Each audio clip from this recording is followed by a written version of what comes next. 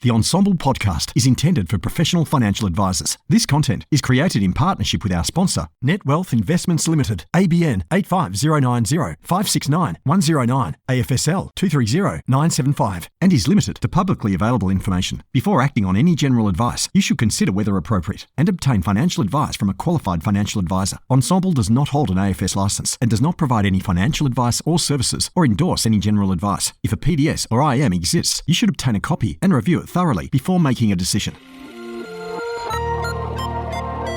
AdviceTech. As if it wasn't enough to be across TMDs, Alpha, Beta, Rule of 72, and all the other nuances of financial advice. Now, advisors are expected to be across all the technology options too, and there's so many of them. But never fear, Peita D is here. Join me each week on a journey of discovery through the software and apps on offer for advisors and advice businesses. So let's dive in, fellow advice explorers. This podcast is proudly sponsored by NetWealth. Imagine a world where you can offer clients access to local and international investments. A world where you can engage with clients meaningfully, backed by powerful data and insights with mobile-friendly technology. A world where you can build business efficiencies through scaled managed accounts and bulk reporting. And a world where you can get all the latest news, research and insights to spot the changes that really matter. Wealth is more than just money. It's about opportunity and progress. A world of opportunity awaits you at netwealth.com.au/woo. Hello and welcome to the Ensemble Advice Tech podcast. I'm Peita Diamantidis, and the guests joining me here today, yes, there are two, to deep dive into Padua are a rare team in Advice Tech, a brother-sister duo, which is just wonderful. They have history in both learning and development and technical services and have really stayed true to their roots with their head office based in the gorgeous Kiama in New South Wales. Thank you so much for joining me on the show, Anne-Marie and Matt Esler. Woo! Welcome. Thank you very much, Peita, for having us. It is a pleasure. Fantastic. Look, I'm super excited to dive into all things Padua. There's so much there that I think we can unpack, and I know the listener does too. But let's just get to know you a little better in your use of technology. Let's start with you, Anne-Marie. What is your most used emoji? Do you even use emojis? I do use emojis, although I'm very cognizant about what I use now, given the teen and the generation millennials that use different emojis for different things. Yep. So probably I would say my most used have to be the smiley face. Oh, nice. Okay, friendly. We love that. Friendly, yes. How about you, Matt? What's your most used emoji? I was, unfortunately, I'm very boring as well. Our mother it uses emojis for almost everything, so we'll leave the dancing and drinks emojis to her, but mine would have to be the crying face because I think I'm funny, but not everyone realizes I'm joking. So I've got to always put, I'm laughing out loud or crying up emoji. Yep, I agree. Sometimes emojis are like soundtrack for a movie. It's a way to tell you how to feel, so we know exactly what the tone is. You don't know. Exactly. I just said this, but take it to mean this. Exactly. That's right. Exactly. Exactly right. And Anne-Marie, how about if we're all so wed to our smartphones, aren't we? We're like, oh my goodness. If you had to wipe all those apps off the phone, just keep 3, which 3 would you keep? I think I would have to go with WhatsApp, Outlook, to check my emails. That's really sad, I know. And then probably the Facebook app. Nice. Okay. So keeping in touch with people broadly, like that's fair enough. How about you, Matt? What do you think you'd keep? I just checked my most recent and most popular. So my most recent were the SBS On Demand app because the World Cup's on right now and it's getting a lot of airplay. I imagine that would usually be switched out for Fox Sports or something like that. Or maybe Sportsbet because I'm into my horse racing. But probably the other two are Audible and Airbnb for a bit of travel. Yeah, nice. We've much more interesting than mine. Yeah, Matt's like, I don't want to keep in touch with you guys. No. I'm off traveling. I don't have to worry about the emails because I know Emery's got that covered. Exactly. I love the combination. It's fantastic. All right, let's dive into Padua, shall we? So let's sort of start high level. And just for those who maybe aren't aware of the tool, I'm sure most are, but, where does it sit in the advice tech space? What category do you sort of fall under? Who are you lined up against? That sort of, let's give everybody a feel for where it sits. Yeah, it's kind of a really interesting space that we sit in from a tech perspective. So advice is our focus. We're all about increasing the accessibility and affordability of advice, which is, the QAR consultation paper was very close to our hearts, I guess. Yep. So in terms of who we compete with, we don't really compete with the traditional financial planning software applications that are usually CRM based, right? But tend to also include things like portfolio management, practice management, commission systems, client engagement components or applications. Yep. So Padua specifically focuses on advice from a software perspective. So what we've done is sort of break down that advice piece down into component parts again. So at each stage of the advice process, we've sort of developed a piece of software that relates to that. So we've got Home, which is where we sort of pull data in from existing CRM systems. Yep. And then we've got Discover, which is where we do the fact find and update data that's probably not prevalent in the CRM or may not be there. Right. And then we've got Compare, which is our product comparison technology. And then we've got Recommend, which is where the advisor makes their new recommendations. Yeah. And then we've got Review, where advisors can go in and do their review documents and planning. So we sort of look at it from that perspective. And it's interesting. Anne-Marie will talk more about the tech-enabled services side, but that part of it is really interesting in the sense that no one else really does that in the industry in terms of having a services division and a software division, right? Where the services are full of technical and advice experts who inform our tech. Yep. And then our tech is making our advice generation more efficient for our services team. So they're becoming more scalable and more efficient. But it's actually this virtuous cycle that's going on where, I think they used to talk about eating our own dog food, but we've upgraded that now to drinking our own champagne. Our software makes our services more scalable, and our services enhance the functionality and capability of the software. So we've really enjoyed that mix. And, Anne-Marie described this before as sort of saying, when it comes to the services side, that's really Anne-Marie's domain, and my domain is more on the software side. But we're sort of trying to bridge that more and more, where it's we're crossing over into each other's and sort of more running it together. We used to run it more separately, but now we're running it more as co-CEOs together.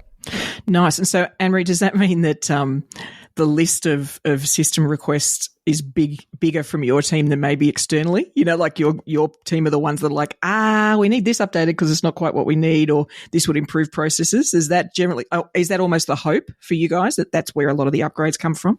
That's exactly the case, Peita, because our team are using the software day in, day out, every minute of every day even. And so they're continually providing feedback to the technology team, and they're continually coming up with new ideas and solutions and things that can maybe improve the process and the experience for the end user, which can either be our advisor clients or, as we said, our internal users. Yeah, okay. And that's sort of that magic where a provider or a tool knows you better than you know yourself. Like, that's magic when you can get to that point where you guys come up with a solution. You're like, I didn't even realize I needed it. That's actually fantastic, because it gets a bit tiring when we're the ones always asking for stuff, as advisors. Like, you're just like, oh, really? So you guys clearly, you'll be on the edge of that. You'll be on the cusp of, well, the next great thing would be, which is exciting, right? And it probably gives you a bit of a head start. That's right. The advisors give us a lot of input as well. So, and we set up sort of focus groups and beta testing with the advisors and things like that.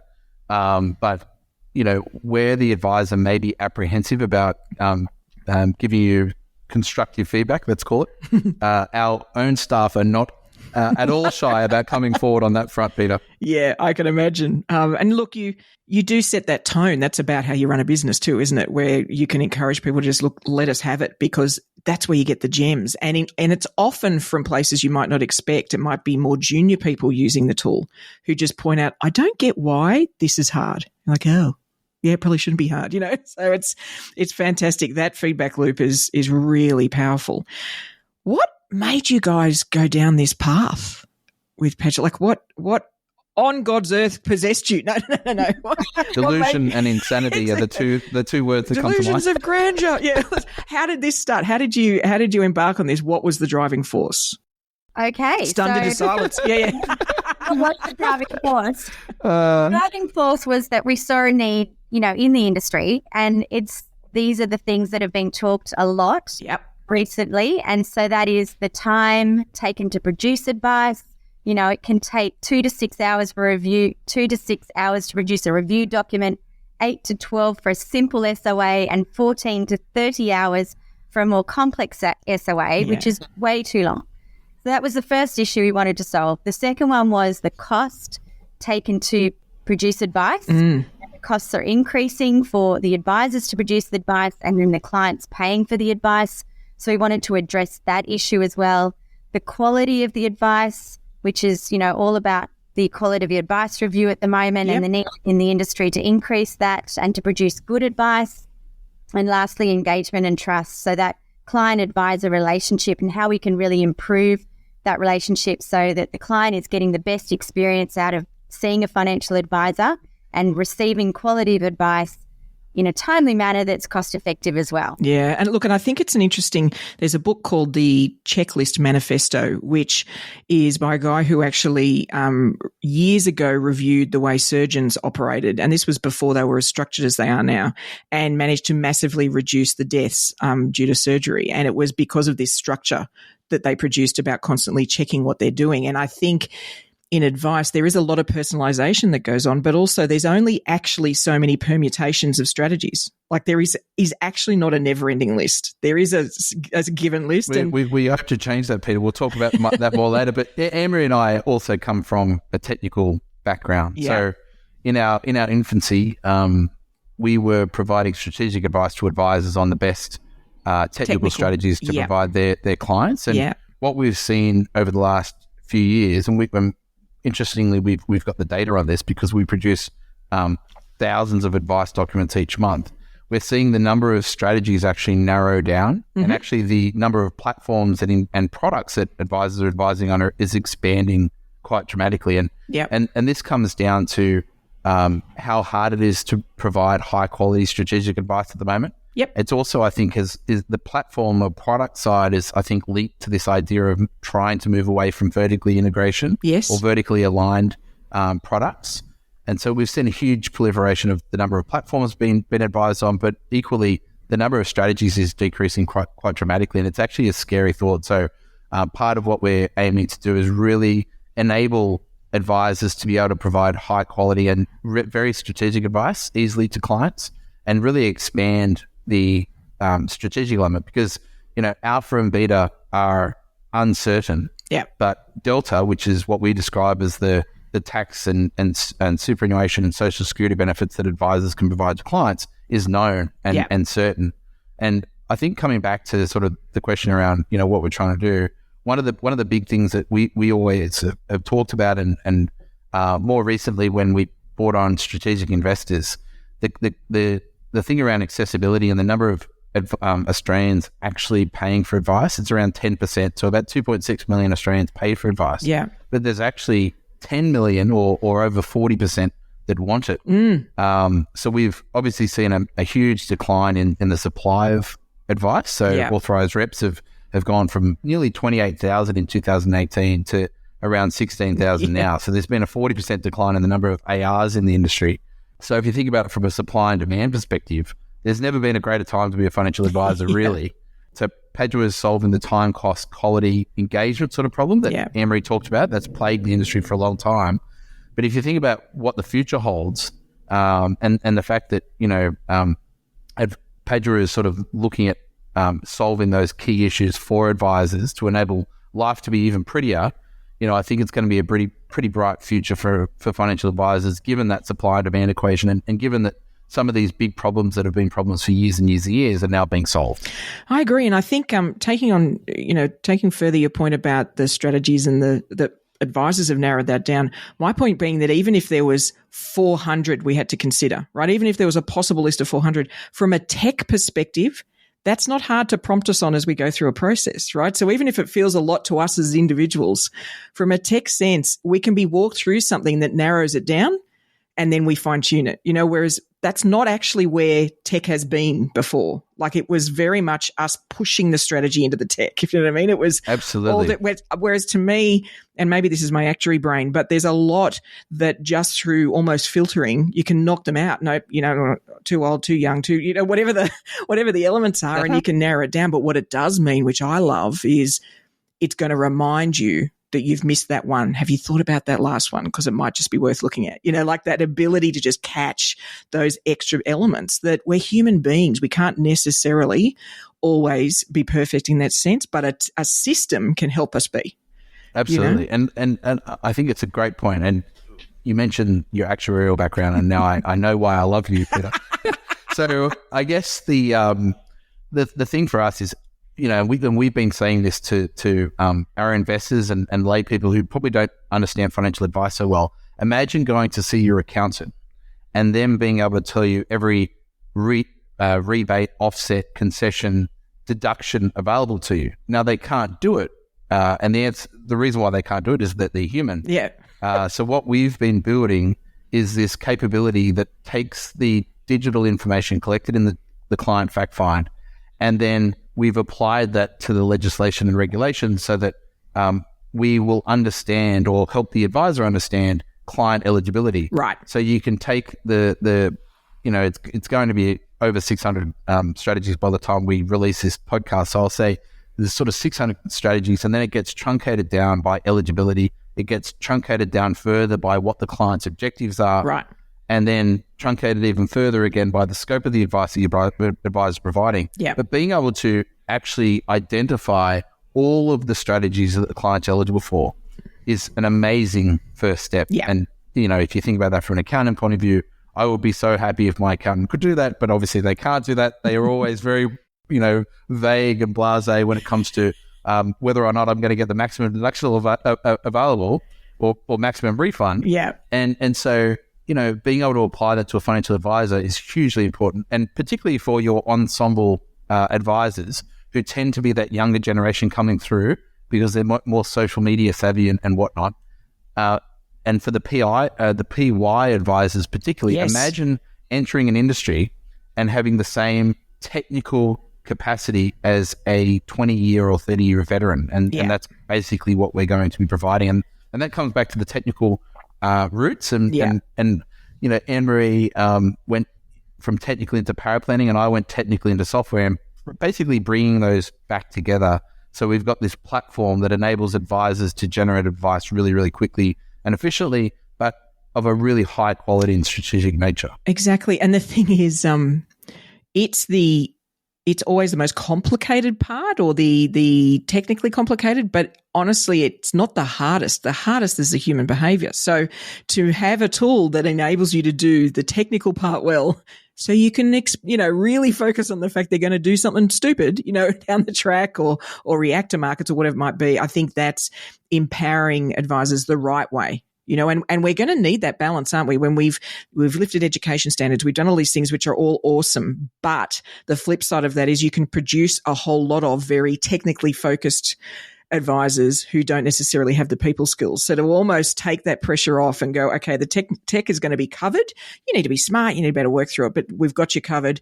Now you're going to have to get your EQ sorted. I like that as a balance, to bring sort of more well-balanced advisors out of the process. And you're right, for a PY advisor, a young advisor, to have something that it's sort of taking them down the bouncy ball, isn't it? They just learn these great behaviors and these ways to look at things.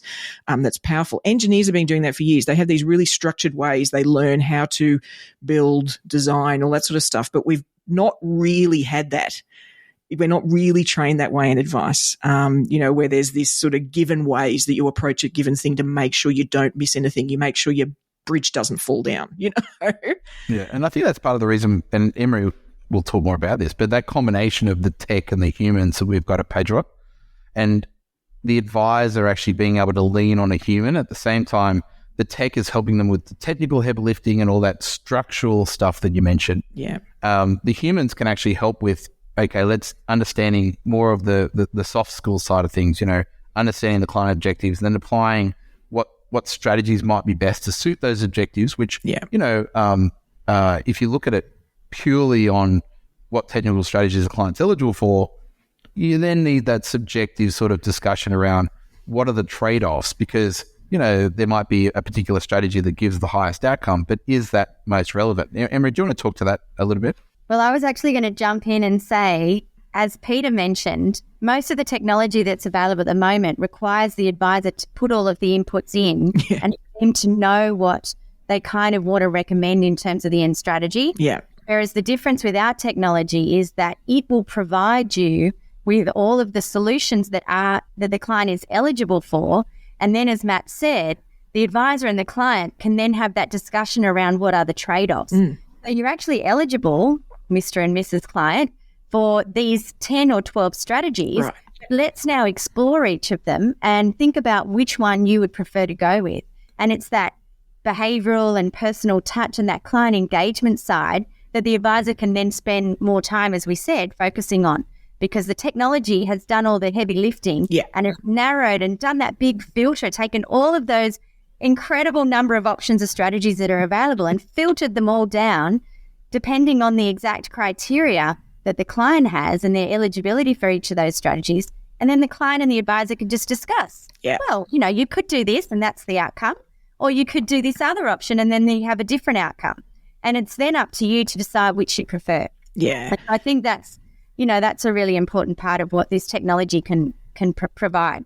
And it's a unique thing for the way we need to deal with clients. I mean, you were talking before about accountants, and there's a number of times I've had a client, ask about something that maybe their accountant's flagged, and I'll ask the question, gee, what have they suggested it'll save? And, it'll be $200 a year, and what's it going to cost you to do that? It'll be $1,000 in fees. Like, it's that sort of logic applied to go, yes, this thing exists, and it's mathematically optimized, but is it appropriate and realistic? And that's where the human comes in. And also, are they going to do it? Are they going to want to revisit something every year? Are they going to, all of that is the layers of human behavior over the top. But to have the other covered, where it's sort of just, look, here is the collage of all the different things we can consider.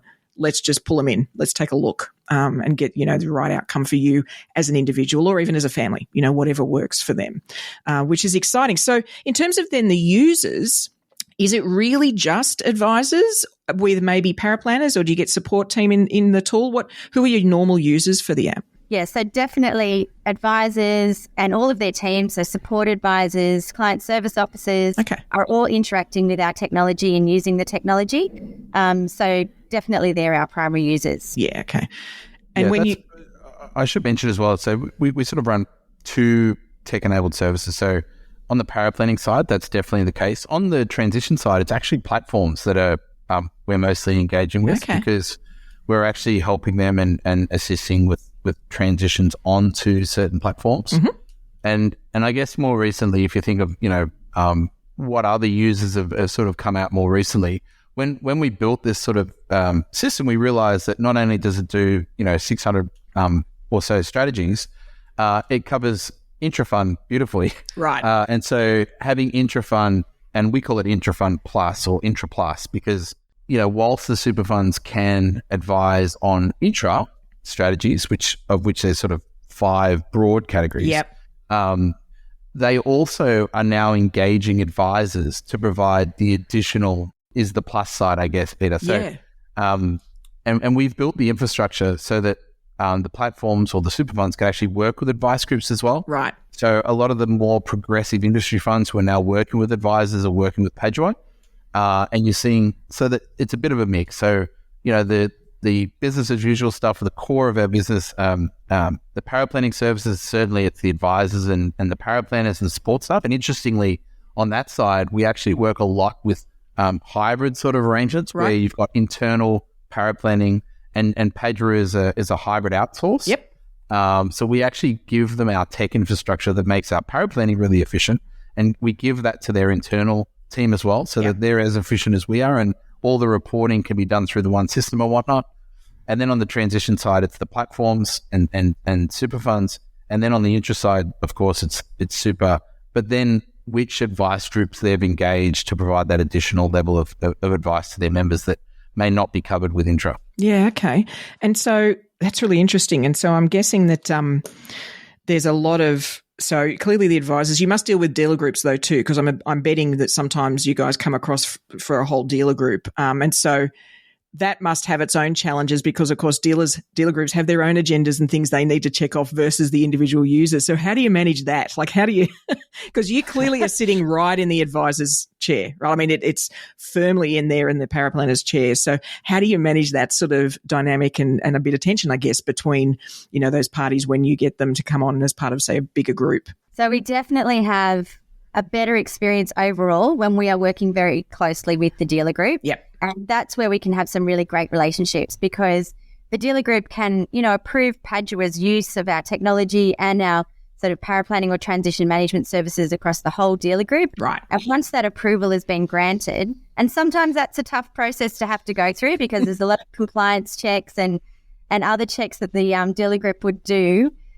But once we've completed all of those, it makes a relationship so much easier. And we can then go to all of the advisors under that dealer group and work with them each individually, knowing that they have the support of their dealer group and knowing that they can move ahead with us. Yeah. But it means then that we have regular meetings with those dealer groups. So we can meet with the compliance team, we can meet with the technology team.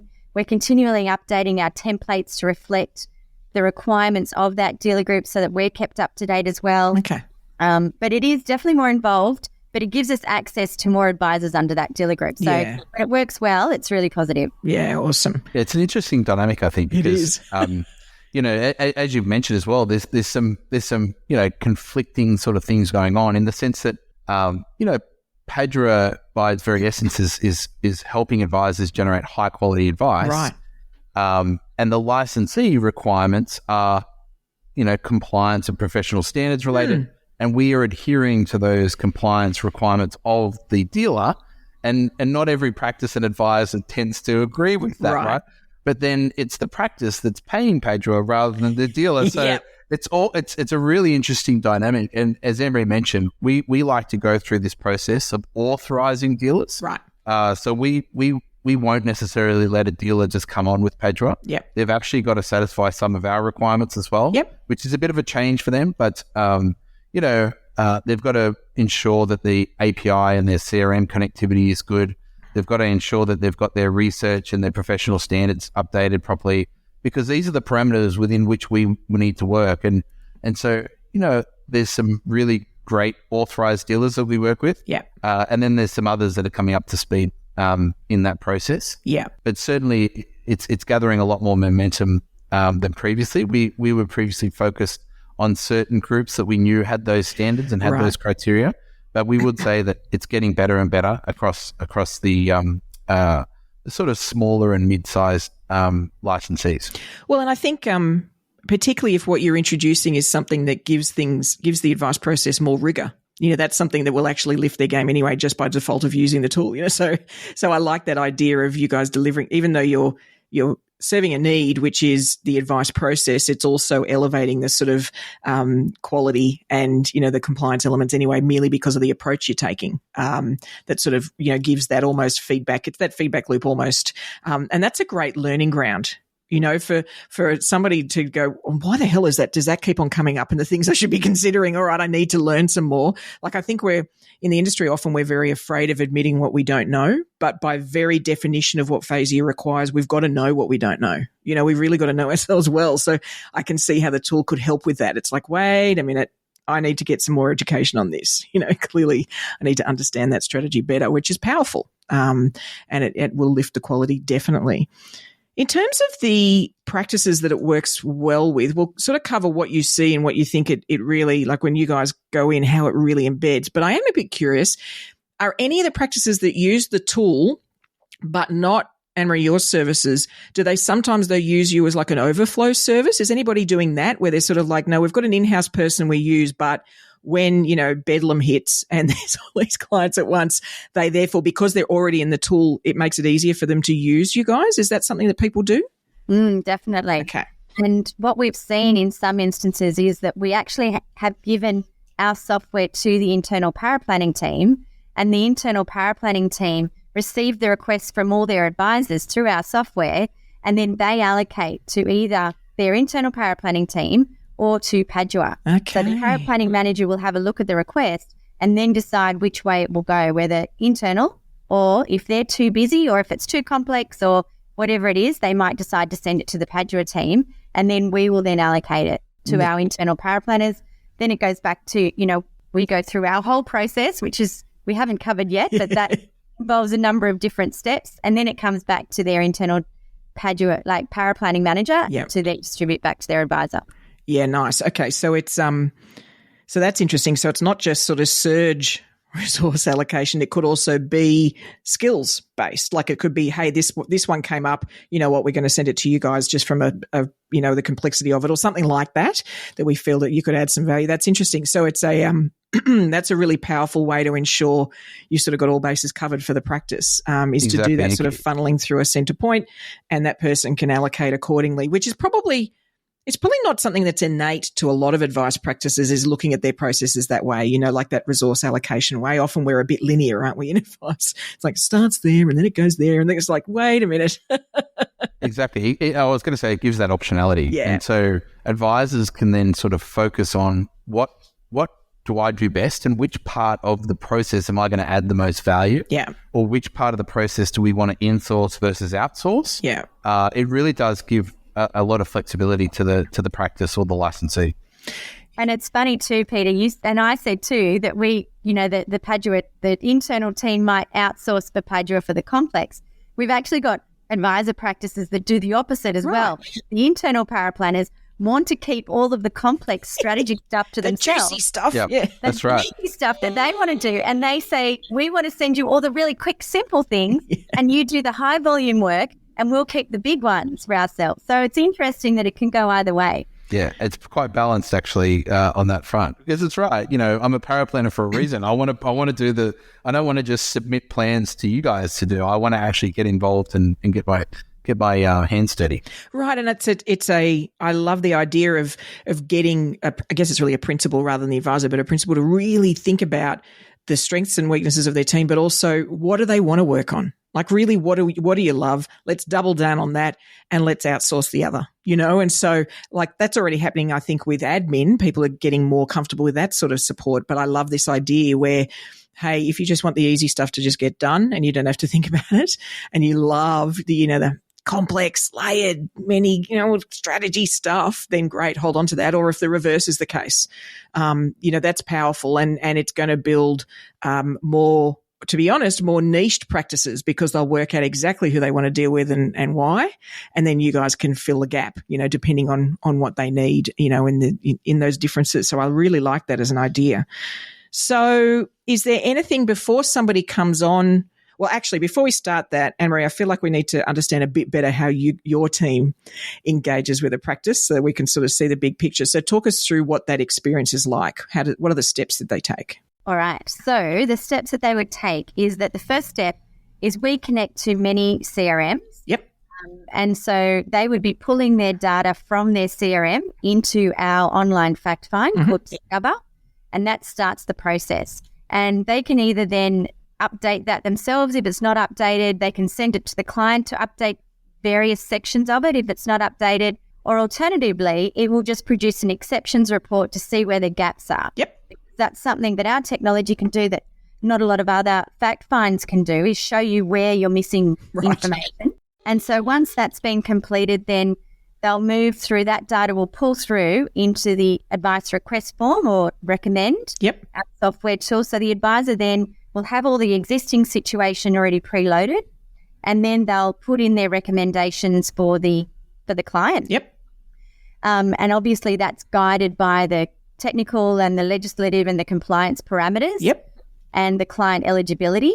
And then once that request is received by the Padua team, each of our advisor groups have a team of quality assurance managers and paraplanners that work with them. So the quality assurance managers review that advice request form. Yep. And all the information that's been provided, and that could include additional uploaded documents, but mainly the advice request form that has come through from that recommend that they've completed online. They'll review that and they'll send them a strategy confirmation to say, this is what you're recommending, this is the second recommendation, this is the third one, these are the platforms that you're recommending. And they may make suggestions, you know, would you like to increase the contributions because the client is eligible, or would you like to, are you going to use that platform or that platform? And, there might be a bit of discussion around the strategies in the platform. Yep. They'll send that confirmation back through our software again to the advisor. The advisor will tick, tick, proceed. Yes, that's right. Yes, that's right. And please do this, or please do this, or I'm meeting with the client in 5 days' time. Please have it back by then. Yeah. And then the SOA advice document is allocated to a paraplanner. The paraplanner will work on that document. They might ask additional questions if required through our software again. So it's all in the one spot. Mm-hmm. It's all date and time tracked, every communication, every step along the way. And then they do a review of what they've done. It goes to a peer. They complete a review checklist. Then it goes back to the quality assurance manager. So this is our 3-step review process. Yep. Quality assurance manager will review that advice document against all of the information that's been provided, and then it's completed back to the advisor. Nice. So that's the full para planning process. It's slightly different on the transition management side, but that's our sort of tech-enabled para planning service process. And I'm imagining your internal check process is aside from making sure the quality is good, is an effort to minimize the amount that the advisor loops back again. So it's like a catch to get this thing as slick as it possibly can be, so that the advisor's like, great, I'm just going to use that. Like it's not because I know that people struggle sometimes with paraplanning outsourcing and they feel like they go backwards and forwards. So I'm betting that's part of what you're trying to do there, is really get it to the point that the advisor's going to be ecstatic with the outcome. Ideally, we would love to send back, a 100% completed document. Yeah. And as you say, that's the whole idea of collecting all of the information up front, making sure we have a complete look at what the client's situation is now, and then all of the recommendations, and they're 100% confirmed by the advisor. All the questions are asked up front, so we have everything that we need. We produce the document, and as much as possible, the advisor should just be able to read through it and tick, it looks okay, and send it off to the client. Yeah. Or have their client meeting and go through it with them. It's interesting. Advisors and compliance managers have never seen eye to eye. And I think when you have a system that advisors love and equally compliance managers rave about, you've reached the holy grail. Yeah. And so it was interesting. I actually presented to a new compliance manager of a fairly large dealer recently. And at the end of this, she said, this is like 10-pin bowling with the guardrails up. Advisors can't make a mistake from a compliance point of view when they're using this technology. And I thought, wow, that's awesome, because we know how much the advisors love it. Yeah. But if you can get advisors and compliance managers agreeing something, that's a special moment. And it's the thing is, it shouldn't be surprising it's possible, right? I think that's the shift we all need to have, I think, about advice production as opposed to giving advice. Advice production, it just didn't need to be as hard as it always was. The tech just wasn't keeping up, So we always built up the advice production as the hardest part, when in reality, with some great tools, with some structure, like clearly that's what you also have, is this structured way of approaching it, and what a difference that makes. Then the real hard part is getting the client to do it, right? Exactly. And getting them to stick to the plan. That's actually what's hard. But we got so caught up in this difficult, complex, layered, messy thing that we were doing. And so I love the fact that we can almost be liberated from that a bit, that it's right, this is sorted. I mean, I'm thinking about that process, Anne-Marie, you're describing there with briefing, from outsourced paraplanners. I get asked about those sort of things all the time. And one of the things I always say to the advisors is, yes, but are you expecting them to be psychic? Like, how good is your brief? Because the outcome is only as good as your brief is, So I'm betting that because of the way you both get the data and what you ask them as part of that sort of submission is trying to make the brief as high quality as it can be, so that there are very little questions for your team. And taking risk off the financial advisor and the licensee. When we pull the data in from the CRM, it actually tells the advisor and the licensee and the client what information was pulled in from the CRM. Yep. And then what data was updated by the client, what data was updated by the advisor, so that risk is alleviated. Yeah. And then what data was actually pushed back into the CRM. So to close the loop, we actually push all of that back to the CRM, and the CRM is the source of truth. And I think if you look at traditional financial planning software, advice is complex, okay? And an advice practice is complex, and all the things that financial planning software tries to achieve. I mentioned it before: CRM, practice management, portfolio management, commission system, client portal or client engagement. Yeah. The list goes on. Even trying to get out FDSs and things like that. So the software is trying to do too much in our view. We deliberately and specifically focused on advice. Yeah. We let everyone else worry about CRM and portfolio management and practice management, all those sorts of things. Yeah. But there's no one really just focused on specializing on advice generation and how to make advice, high quality advice, be able to produce in a timely manner at a low cost, which is, those two things are tied together. But then also taking the client on the journey. Being able to produce advice quickly and effectively that's high quality means that you can actually do more scenarios, which means that you can engage the client on those trade-offs that Emery mentioned before, where it's, do you want to do this, or would you like us to do this, or we could do it this way, or we could do it that way. At the moment, and previously, up to this point, advisors haven't been able to do that because it takes so long for advisors and their paraplanners to produce a financial plan using traditional methods that there was no way they could do options. There was no way they could talk about multiple scenarios because just doing the one scenario was taking days. Yeah. So, I think that trade-off discussion and having those really good conversations, and if you think about, how clients have been engaged traditionally, it's a classic. And advisors go, why is my advice not trusted? Well, it's pretty obvious when you look at the client experience through the advice process. Client comes in to see you in the fact find meeting. You scribble down on a piece of paper as frantically as possible because you need to then hand that fact find and whatever additional notes you've got to the paraplanner. The paraplanner jumps on these Starship Enterprise financial planning software applications, which are really blank canvas, modeling capabilities. Yeah. Where you're starting from scratch, you're building out this massive plan for this client. Days and weeks are going by.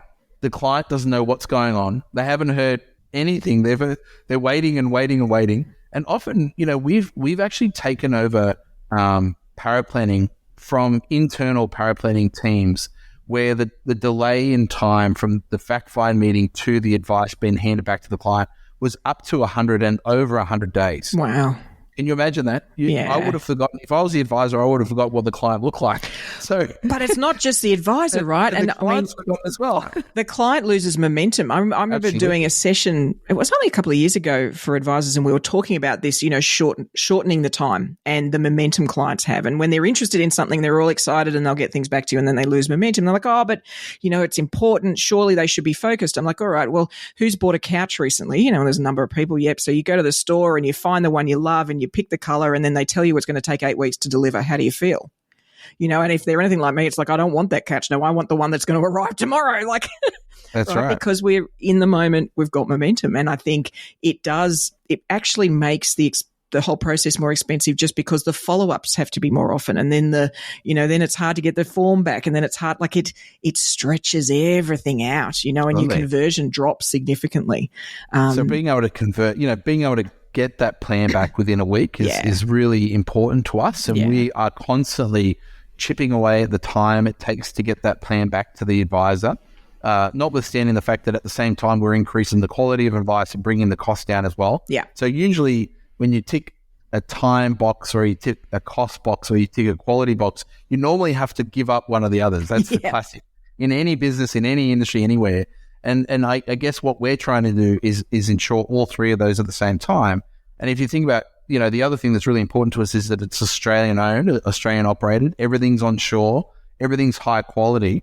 And advisors sometimes forget, you might pay less to go offshore, but you're forgetting how much you are valued and how much your time is valuable, because the amount of back and forth that needs to happen with those sort of operations is incredible. Definitely. And being able to lift it to a standard where your clients are going to accept is also incredible. Yeah. And no matter what anyone says to me about how good it is in the Philippines or in Vietnam or whichever other country, nothing's as good as unbelievably technical experts here in Australia who know the law, they know the regulations, they know the legislation.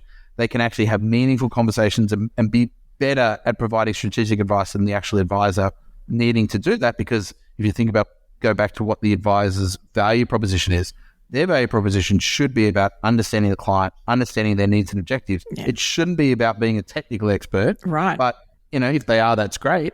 You'll have more meaningful conversations with the guys at Padua who are technical experts and do have that strategic experience. Yeah. And there is a difference in it. The word paraplanning gets thrown around a lot in the industry, and people mean very different things by that, and in fact, I think a lot of them, what they're actually saying is Word document production. Like, it's not actual paraplanning, because if you do the equivalent law paralegals, they do a lot of they go out and do the research. They're the ones that actually go out, like you're saying, the strategy, like digging out all this information and pulling it together and thinking through the strategies, and then come back to the lawyer with hey, this is what I discovered. But they're that technically focused, and paraplanning, really, that's what it's meant to be. It's meant to be somebody deeply technical, who can really dig through that.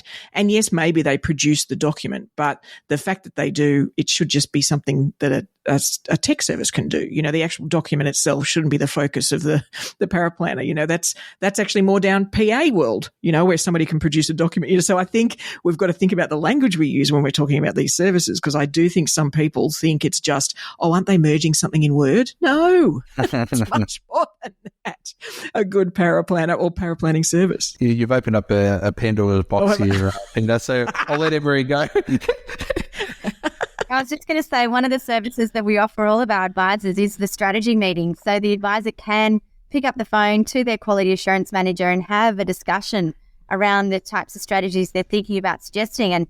And the quality assurance manager can work through some of those options and discuss and bounce ideas and, look at the client situation and sort of make suggestions and recommendations that the advisor can then think about. Nice. And that dynamic, that's the element. Right. And we all learn more from those interactions. I think that's the other thing that, as advisors, we probably don't get as much opportunity as we need or should want to do those conversations where you're almost debating something, like it's and that's where you actually learn. We don't learn from reading a book about something, it's those deeply rich. And actually it can also help you discover another, well, what we could do is look at it from this angle. And, the two heads better than one sort of approach. So that's really powerful, actually, and I think could be really appealing to some advisors, particularly if they're maybe on their own or a small team. That's really valuable. And I think that's the other important thing, putting a team around the advisor as well. If you've got an in-house paraplanner, you've got two heads. Yeah. With a team we put two quality assurance managers and a team of senior and intermediate paraplanners around the advisor.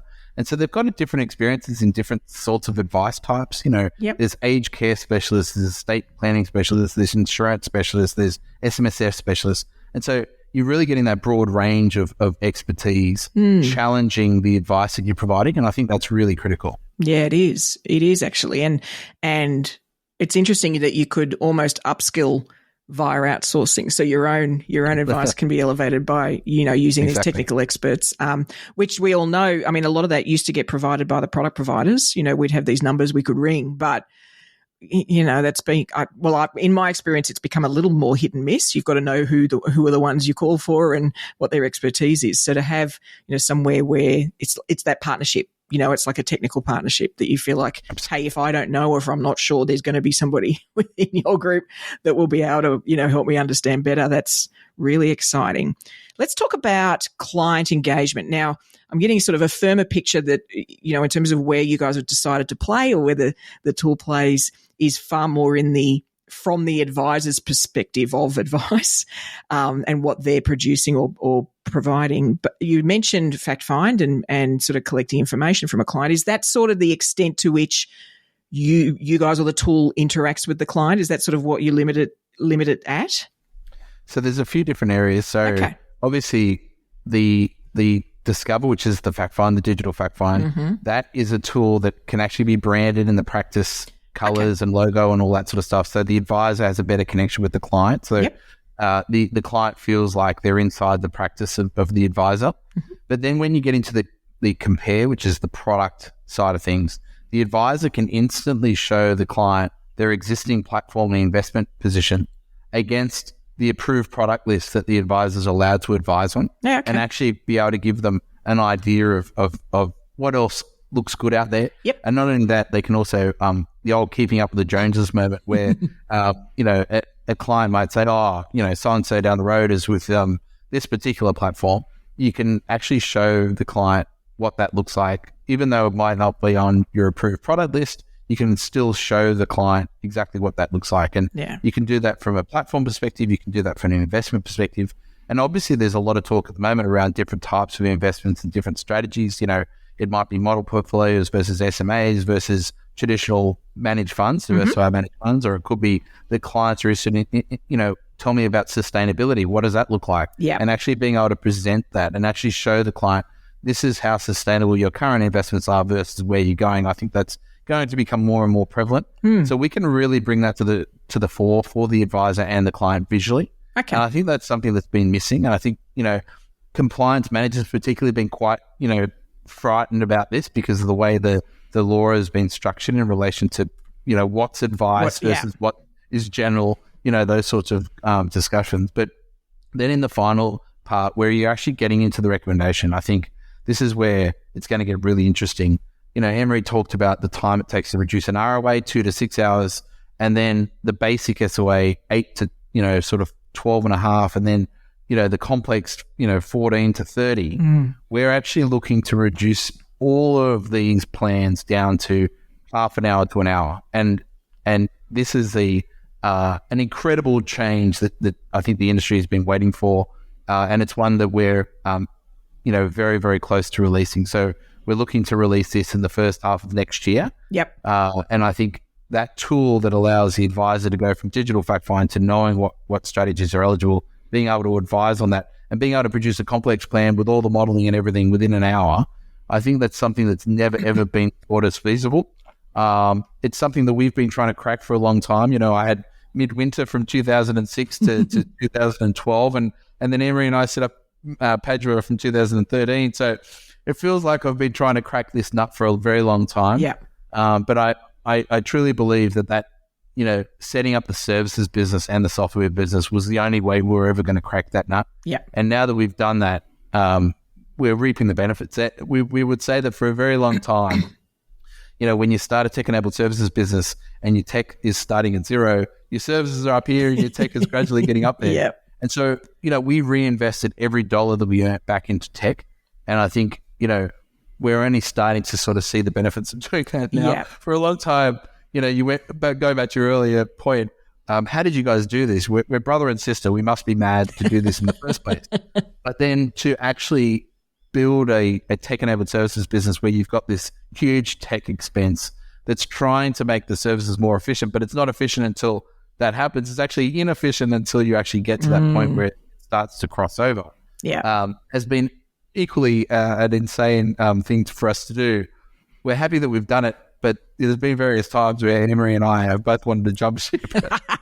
Well, and it is an interesting environment because you're not just trying to solve the problem in front of you. There's a lot of these other things you've got to fit within, and the legislation, all those sort of things are examples. Whereas, if you're Canva and you just need to make a small business person's life easier by having templates, then you just deeply focus on that. There's I'm betting very little other, sort of challenges that they hit a wall on. Whereas unfortunately in advice, just when you think you've got something cooking, there's another piece of legislation that's just going to, throw a sort of a curveball at you. So that is a challenge, I think. And I'm excited that there are more and more tools doing what you guys have done, which is let's go deep in this area. Let's just be really good at this, because it means you can, like, all of your energy is focused on that element. Whereas I feel like, when we were trying to do everything, we just got really average at it all, and even below average probably, in some senses. So whereas you guys can just go deep, like, we're going to make this so good, and you can solve that specific problem, which is exciting. So I'm betting what that means is that you integrate with all sorts of things. Is that a fair assumption? How do you approach integration? Absolutely. What do you... I like to say that not only are we open API, we're open to API. Right. We mean there's a lot of we're open to API, but not really open to API in the industry. And look, we obviously connect with some of the larger CRM-based financial advice software applications, but like you said, we're really starting to focus now on the niche specialist players. And I think the ensemble advisors, I see this all the time on your platform. They're talking about tech stack and what they're using for the different applications. I think that's brilliant because this is actually where we need to be. And the industry has taken a long time to get there. We've had these generalist monolithic systems that have tried to do everything. And some things have done really well, some things not so well. But being able to then plug in specific applications for a particular need or requirement for your business is so important. Yeah. And I think you're going to see more and more and more of that. I can say with hand on heart that Padua are never going to do anything other than advice generation. That's all we're going to do. We're never going to be a CRM. We're never going to do portfolio management. We're never going to do practice management. Anne-Marie would kill me if I even tried.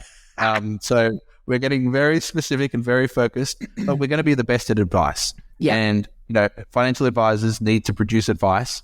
And it's funny that we're probably, I think, the only one that I know of anyway. Apologies if there's other applications, because we would actually support other entrants to the market. But I don't think that there's any other specialist advice generation provider in the industry. Right. Some tools are doing fact find and some tools are doing, objectives or goals based sort of stuff. Yep. But there's not really anyone that's actually focused on advice generation and trying to solve for that alone. So yeah, we're quite unique in the marketplace. And I think that, picking the tool that's the sweet spot for that particular thing you need, the power of that is we can all then have our niche clients that we want. We can build a customer experience that's unique to them and serves them beautifully, and we pick the tools that work. And we can't kid ourselves that those are going to be the same tools for everybody, because they're all going to be uniquely different. And some are going to demand a client portal is the only way they want to deal with this, whereas others are going to, no, I always want to come to the office. Or that's what the user experience is going to sort of lay out. And then they pick the tools that suit that experience, that really enhance it, that fit the time frame they want to deliver on and fit the team and the skills required and, all that sort of thing. So I agree with you. I think this is the way to go. I understand the appeal of a, one ring to rule them all, sort of one system for everything. But in no other part of our world do we try and do that, as evidenced by our phones. All you've got to do is look at your phone and look at how many apps are on there. There isn't one app. It's one phone. There could just be one app, but there isn't, So, I think, there's a lot of value to integrating with all sorts of things. Is there anything you think, so for the current users of Padua, that you think, I can't believe they're not using this feature or this element of the tool or even the service more? Like, is it just, I can't believe that it's gold, you guys need to be doing more? Is there anything you'd give people a heads up on about that? On the people side, I would say strategy meetings and calling the quality assurance managers and having a conversation with them. Yep. Right. That's what I would be suggesting to our users. Yeah, okay. I like it. How about you, Matt? What about on the tech? Yeah, on the tech side, I think Anne-Marie mentioned it before, but the exceptions reporting, some clients go, I've already got a digital fact find. And we go, yeah, that's great. Let's pull that in, because actually what we're interested in is producing advice. Yeah. And so you might have a digital fact find that works really well for you, and we support that. We're big supporters of tech stack, as you know. And so being able to pull that in, but then saying, okay, this is what's missing from your fact find or from your CRM that we need in actual, or you need really, to produce the advice most effectively, or your power planner needs to produce your advice most effectively. Yeah. That's really an important one. I think some advisors get caught up in, I've got a fact find, I don't need to use that. Yep. And we always say, no, check it out, because the exceptions report alone is worth its weight in gold. Nice. And consciously acknowledging again, I've got this list. Hey, why is that missing? What do we need to find out? And once again, like the strategy list, consciously going, yep, nope, with the list of things that apply to your client. That's where our smarts should be applied, not in producing the exceptions list. Scanning the fact find to find the gaps. It's just look at the exceptions list. Just see what's missing. Don't be afraid to put the guardrails up when you're going 10-pin bowling. You're more likely to strike. You are, absolutely. Completely agree with you. And absolutely less likely to do a gutter ball. Yeah. There's nothing worse, is there? So embarrassing, gutter ball. What's on the development path? So what's down the track? What are you working towards? And what's on the, wow, we'd really love to, a bit further down the track? Yeah, we've talked a little bit about the imminent release of what we call Recommend 2.0, where you're sort of taking digital fact find, and then really it's like a virtual tech manager in terms of allowing the advisor to have those conversations with the client about what strategies they're eligible for. Right. But really interestingly, and the next iteration of this is really for us, once you know what strategies the client's eligible for, actually then mapping the strategic benefit of that strategy for the client and the advisor. And so running basically optimization algorithms over the top of each strategy. Yep. And actually plotting then saying this is the maximum benefit for this one, this is the maximum benefit for the next one, and then actually ranking them. So not only does the advisor know what strategies the client's eligible for, they know the strategic outcome of each. Yeah. And then, that old alternative strategy recommendations and showing the client what they could have recommended but didn't, that becomes instantaneous and automated. So that's the next iteration for us in terms of Recommend 2.0, and then let's call it 2.1. Yep. There's a bunch of other tools that we're looking to release as well. There's an insurance needs analysis, personal insurance needs analysis, or Peita, we call it internally, that we've been wanting to release for a while. We're sort of been getting a lot of feedback from advisors on that and really wanting to bring that to the fore. And I think, and again, allowing the client and the advisor to do the digital fact find together, and then knowing immediately, based on your own house rules, based on your insurance rules that you your set, methodology. Yep. Exactly. So you can apply your own methodology. It automatically brings up what the needs are for the client, both in terms of personal and business insurance across life, TPD, trauma, income protection. Nice. I think that's probably the one that Anne-Marie wanted me to mention, because it's been in the development pipeline and clogging things up for a little while. We've been talking about Peita for a very long time, so I can't wait. I'm very excited. And the Recommend 2.0 is going to be amazing for our clients, the advisors, but also for our internal services teams too. So we can't wait for that either. Yeah. And we're very, very looking forward to that being released next year. Very exciting. And I love that there's an acronym already, Peita, because we don't need any more of those, right? No. So the thing about insurance is, if we thought people had a short attention span for wealth strategies, insurance is even worse. And I don't mean upfront, I mean ongoing. And there's very little right now that helps an advisor do that check-in. Let's just revisit this. Like, let's just take a look. What's your backup plan? Let's take a look. Maybe you can reduce your cover. Maybe you can change your terms. There's very little that's doing that because it's so manual. With your own methodology, it's so manual. Whereas if you can do that in a faster fashion, it's far more engaging for the client, and they're going to be reminded of the value of the insurance. They're going to get it, and they're going to get it quickly.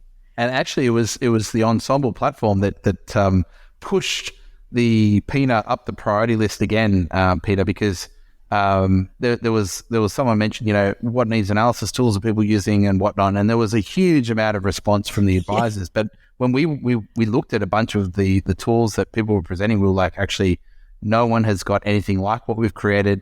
There's nothing that's visual, nothing engaging. There was a lot of spreadsheets and things like that, and little bits of information that people were using in various other tools, which anything is better than nothing, of course. Yeah. And so we're not by any means disparaging those sort of outputs, but being able to have it all in one spot that's visual, that's engaging, that allows you to put your own methodology into it, I think that's what the industry is screaming out for. Absolutely, because once again, it is ultimately formulaic. We come up with our methodology and it just involves formulas. It's like, humans should not be doing this. Like, it's perfect for tech. Like, that's exactly what tech should be doing, So I have to admit, it's always frustrated me, the extent to which calculations, even modeling for me, how much it's done in a somewhat manual fashion, because it's numbers. Like, this is computers, this is what they're made for, is analysis and numbers. And so, it's exciting that we're sort of moving more of that and taking advantage of the technology to do more of that, for sure. So what about a wish list? What about something that you've, in a few years, I'd love to be able to say we've done this. Is there anything on the radar for that? I think definitely just for us, that accessibility, affordability thing is what we want to tackle here. Obviously, we have wider plans in terms of taking Padua offshore. Yep. But for now, in the short term, it's really just about dramatically reducing the time and cost it takes to produce high quality advice. Yeah. And I think if we can do that within the next year or two, Anne-Marie and I will be very happy and feel like we've vindicated the 10 years that it's taken us to get to this point. Yeah. And obviously the time and energy and effort to get to our various stages of technical and paraplanning nous before that. So I guess that would be it for me. And then for us, it's about, what does the rest of the world think of little old Padua from the small coastal town of Kiama?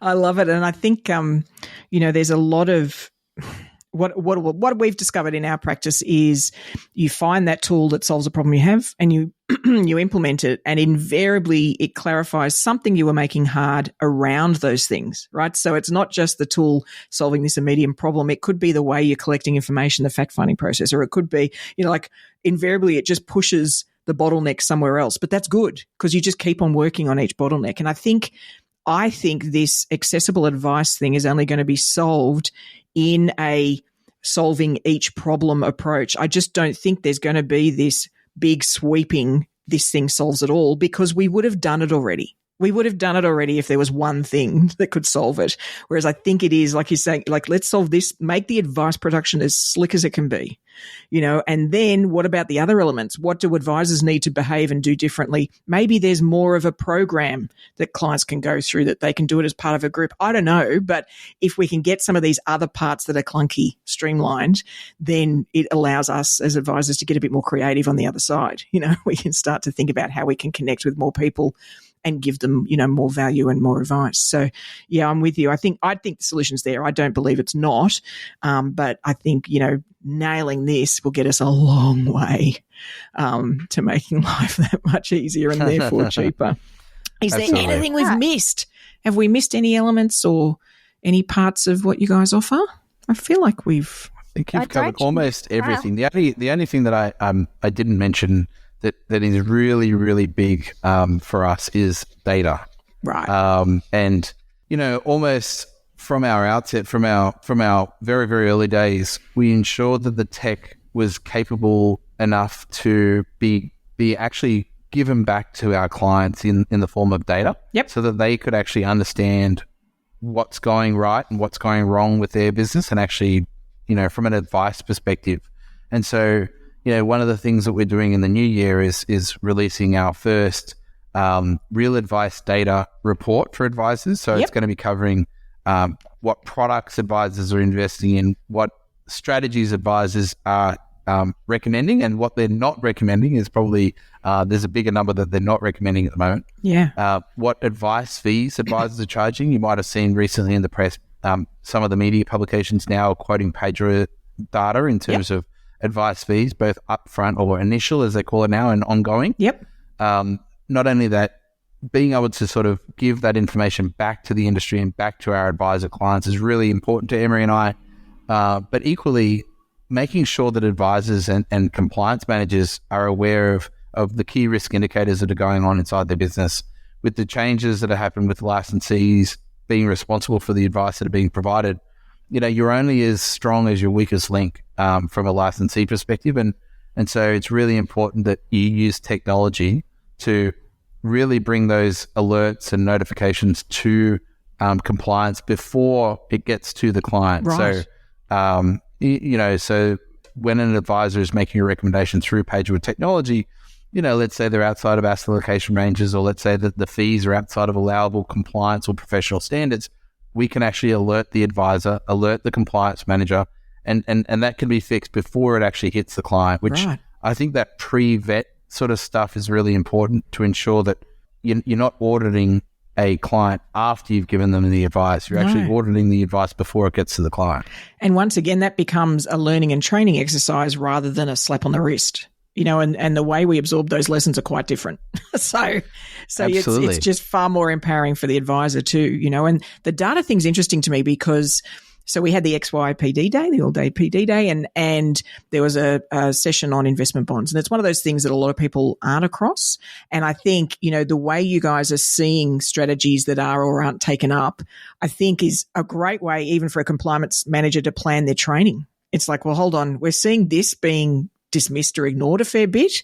It could be because people aren't comfortable with it as either a product type or a strategy. Let's run some sessions specifically on that. So I love that, as an exception reporting, but also to product providers. I mean, one of the ones that I harp on a little bit about, I'll admit, is in superannuation, choice is the thing, right? We can all choose. Unfortunately, because of pre-2015 allocated pensions, then a lot of not pensioners that didn't set up the account that long ago often can't afford to move because their product's grandfathered. I'd love to know how many get stuck in their product. It'd be a great figure to give to the platforms to go, if you guys just pitched government to change the grandfathering to be attached to the individual and not the product, you'd see all of these inflows. It's that sort of information that can be really powerful, because at the moment, all we've got is logic. We don't actually have volume to demonstrate the challenge. This many pensioners are paying this amount in old product, that sort of stuff. So I love that idea of that sort of overarching collection of data that would be impossible right now because it's all in advisors' heads, whereas you guys are collecting it through the system. It's incredible how much we rely on subjective market research and polls, and we jump at shadows from a financial services perspective. Oh, a new poll comes out. Oh my God. Yeah. But we kind of forget, hang on, how big is the sample size? Yep. Is that actually the right audience to be answering these questions? Were they offered a Rolex watch to answer those questions or not in the way that they might have wanted to, or whatever the case might be, as has been the case in the industry in the past. And so I think for us, it's all about real objective data, not market research, not what an advisor or what their client or what a platform provider would have done under a certain set of circumstances, but actually what happened. And when you look at market research and the subjective stuff that is released in the industry versus the actual data, and the time it takes to produce an advice is a classic one. We know exactly how long it takes because we produce advice documents every day for a multitude of different advisors across simple and complex, as Anne-Marie's gone through. It's incredible. We used to think, why are we taking heed of these reports, which are clearly incorrect for years and years and years? And, the great disparity was when the FSC KPMG report came out, and it was 3 times greater than the others that have been released for decades and decades. And so I think, that sort of stuff, getting back to actually, using data as the information that we act on, not on surveys or polls, which may or may not be accurate. Absolutely, because our memory of an experience is completely different to the reality of it. It doesn't matter how self-analytical you are. It's impossible to keep all those data points in your head and connected and corral them together. So it makes sense to get that externally. And I'm betting there's some advisors that, having worked with you guys, get some insights that surprise them. And the number of times Emery's offered employment to advisors who have said it takes them half an hour to produce a plan. You're like, it's incredible. So we go, can we hire you as a power planner? Exactly. Your return rate's going to be 10 times greater than anyone else. Exactly. Unicorn, quick. That's right. I love it. Perfect. Well, that's really fascinating. I'm so glad we caught up to go through the system, because I just love what you guys are doing. All right, Advice Explorers, if you'd like to find out more about Padua, then the website link is in the episode show notes, along with both our lovely guests' LinkedIn details. So feel free to sort of poke them, and I'm sure they'll send you to the right person to speak to in the team. Thank you so much for joining us, Matt and Anne-Marie. It's been really interesting, and I love that you're continuing the good fight, to really streamline the production of advice. I'm excited about somebody focusing on that. So those of us who are sort of EQ focused can then get on with the other stuff. So please keep it up. And I look forward to seeing what adventures you get up to in the future. Thank you. Thanks, Peita. Appreciate your time. Thanks, Peita. So are you a current user of Padua, whether it's for the tech solution or it could be for the paraplanning services? I love the idea that the Ensemble community and its feedback has fed directly into Padua's development path. How cool is that? But I think we can do more of that, can't we? So please share any insights you have, things you'd love it to do on the Ensemble community platform, and any tips you might give on to advisors that are considering it as one of the solutions in their sort of, AdviceTech tech stack. In terms of my thoughts, I think Padua could be a really interesting solution to consider if you're actually getting very close to, or maybe you've even passed, full capacity from an advice perspective, right? So if you're really slammed in that advice production space and you're considering your options, because while the tech itself, could add some value, it could unlock some capacity for you by reducing the time it takes to produce advice. So that could be a win in, step one. But I also like the idea that you could then have capacity sort of on tap via the paraplanning services that they provide that you might just access when necessary, because you're already then using the Padua tech tool, then utilizing the paraplanners won't be a huge leap, right? And it could be quite an easy decision you could make on the fly if you just get an influx of activity. This could mean, getting really good at delegation where you can then debate, do I assign this internally to a paraplanner, do it myself, or assign it externally to the Padua paraplanning team? So I really love that for those people in that situation. I think it could be a great solution. And honestly, it really resonated with me, the idea of a tool that, they're continually expanding upon that sort of lists, basically outlines all the possible advice strategies that might apply to that specific client, their age, their situation, their goals, and then prompts us to consider each of those strategies as part of the advice production process. This type of rigor is not just a wonderful tool for new advisors. I think it's fantastic for experienced advisors, right? And will encourage us all to lift our game and potentially identify areas where maybe we feel we need to re-educate or get a better understanding, because those are going to constantly happen. Advice is an evolving beast. So I really like the idea of those guardrails that can sort of keep us on track. Now, as you know, there's only one skill we need to become bionic advisors, and that's avid curiosity. So to help you build that habit, I've got quite an interesting app for today's Curiosity Corner, and that app is Hyperhistory. Now, you can find it at hyperhistory.com. Now, it's a really basic-looking website, right? This is nothing fancy going on here, but it's got some really interesting information available on it. So as advisors, a lot of what we do is to provide context to our clients, right? We remind them perhaps where they were in the past, where they are now, and even, where they want to head, right? And one of the things that can help anchor those insights is what was going on in the world or around them at that point in time. And this is what Hyperhistory does, right? You can pick a point in time in history and it lists by year and then even by day potentially, global events going on, politics, entertainment, even scientific discoveries that occurred then. What an interesting way to anchor that sort of, normal market returns over time graph. We've all seen them in an ever-increasing line. But what about adding what was going on at specific points in time? The space station, the International Space Station going up in 2000, or the Kobe earthquake in 1995. Or there's so many topical news items that people who've lived through those times will truly remember clear as day, right? And it'll really anchor that time in their life for them.